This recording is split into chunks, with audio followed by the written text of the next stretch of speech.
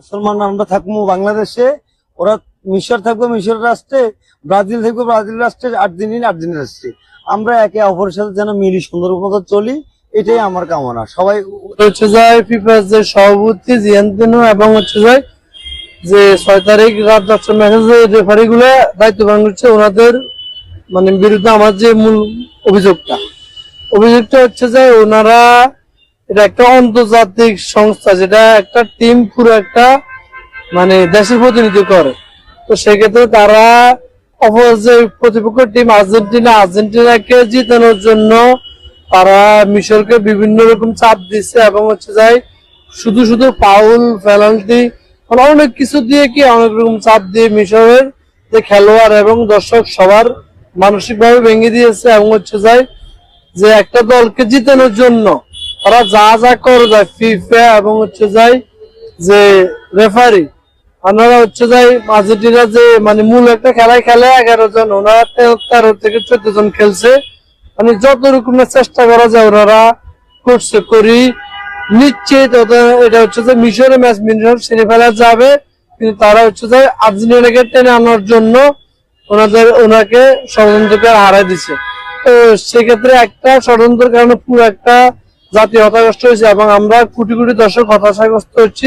তাদের পক্ষে থেকে আমার মনে হয়েছে যে ওনারা হচ্ছে যায় মানে আমাদেরকে ক্ষতিপূরণ বাবদ 5 কোটি টাকা দেওয়া উচিত, না হলে আমাদেরকে যে আঘাত পাইছে সেটা 5 কোটি টাকা দিয়ে হবে না, তবু আমরা ক্ষতিপূরণ দাবি করতেছি 5 কোটি টাকা।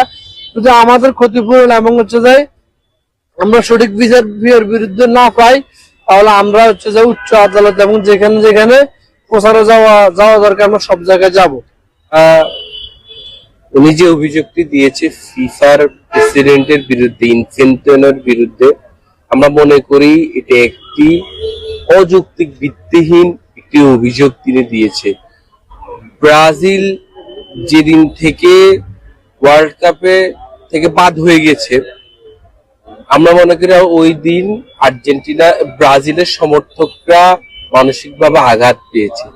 তারা আঘাত পেয়ে তারা বিভিন্ন রকম ফিফা বিরোধী কথাবার্তা বলছে, রেফারি বিরোধী কথাবার্তা বলছে, তারা প্লেয়ার বিরোধী খেলা বিরোধী কথাবার্তা বলছে। আমরা মনে করি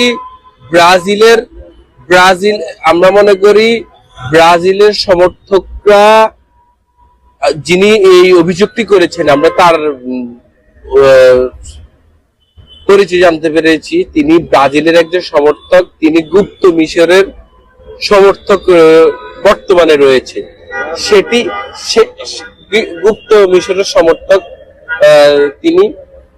ব্রাজিলের সমর্থকরা ওয়ার্ল্ড কাপ থেকে বাদ হওয়ার পর থেকে তারা একবার আর্জেন্টিনার বিরুদ্ধে যাদের খেলা করে তাদের কাঁধে ভর করে তারা বিভিন্ন রকম ভাবে অপপ্রচার পায়তারা করে যেন আর্জেন্টিনা কোনোভাবে যেন ওয়ার্ল্ড কাপ থেকে বাদ পড়ে যায়।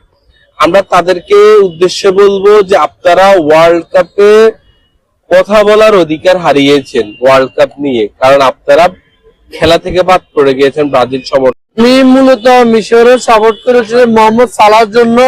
আমি সে 2021 সাল থেকে মিশরের সাপোর্ট করে হচ্ছে যে আমি শুধুমাত্র মোহাম্মদ সালাহকে সাপোর্ট করি। আমি মোহাম্মদ সালাহকে ভালোবাসি এবং তাকে ম্যাচের 87 থেকে 83 মিনিট এরকম একটা মাঝামাঝি সময়ে মানে নিশ্চিত সে গোল দিবে।